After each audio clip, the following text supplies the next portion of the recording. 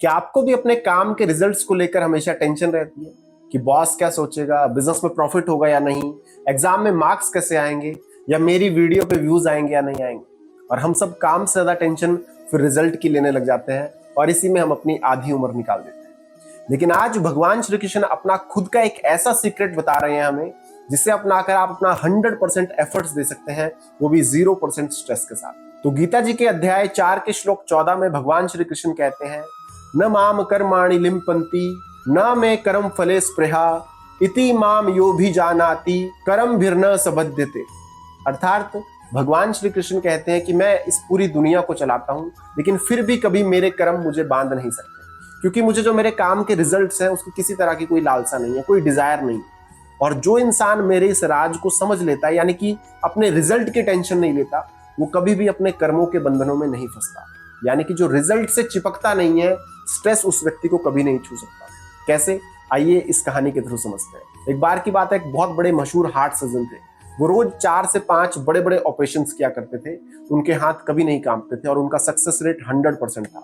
यानी कि वो अपने काम में एकदम एक्सपर्ट, एकदम परफेक्ट थे। फिर एक दिन की बात है, एक बहुत भयंकर एक्सीडेंट का केस आया।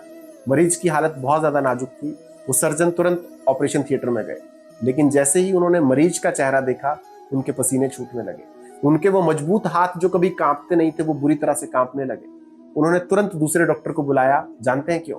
क्योंकि वो मरीज कोई और नहीं, उनका अपना इकलौता बेटा था।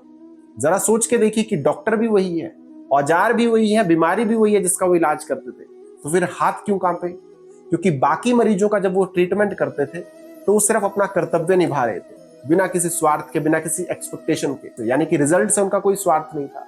लेकिन बेटे के केस में रिजल्ट का डर आ गया कि अगर ये जिंदा ना बचा तो। और जहां रिजल्ट की टेंशन आती है, वहां इंसान की कितनी भी कैपेबिलिटी हो, कितनी भी काबिलियत क्यों ना हो, वो एकदम जीरो हो जाती है। दोस्तों, भगवान श्री कृष्ण हमें यही समझा रहे हैं।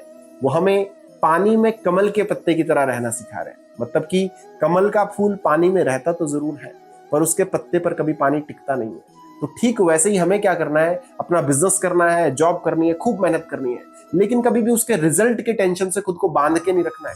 क्योंकि जब आप हार या जीत की चिंता छोड़कर सिर्फ अपने काम पर डिवोटेड हो जाते हैं, तब आप अपना बेस्ट वर्जन बन पाते हैं, और रिजल्ट तो बाय डिफॉल्ट फिर आपको मिलता ही। लेकिन दोस्तों, ये क्या बात हुई कि क्या किसी आम इंसान ने भी कभी सच में बिना किसी फल की इच्छा के कोई बड़ा काम किया है? तो अगले श्लोक में भगवान श्री कृष्ण इतिहास के उन बड़े महापुरुषों का राज खोलेंगे जिन्होंने इस लॉजिक का पालन करके पूरी दुनिया बदल दी। तो कौन है वो, और हम उनके जैसे कैसे बन सकते हैं, ये जानेंगे हम अगली वीडियो में। तो जानने के लिए भी हमारे चैनल ज्ञान के स्वास्थ्य को सब्सक्राइब कर लो, और अगर आपको इस वीडियो से कोई सीख मिली हो तो वीडियो को लाइक और शेयर भी जरूर करें, ताकि औरों तक भी ये ज्ञान पहुंच सके। और कमेंट बॉक्स में जय श्री कृष्णा जरूर लिखें। तो आज की वीडियो में इतना ही। अब जल्द मिलेंगे अगली वीडियो में गीता जी के 4थे अध्याय के श्लोक 15 के साथ। तब तक के लिए जय श्री कृष्ण।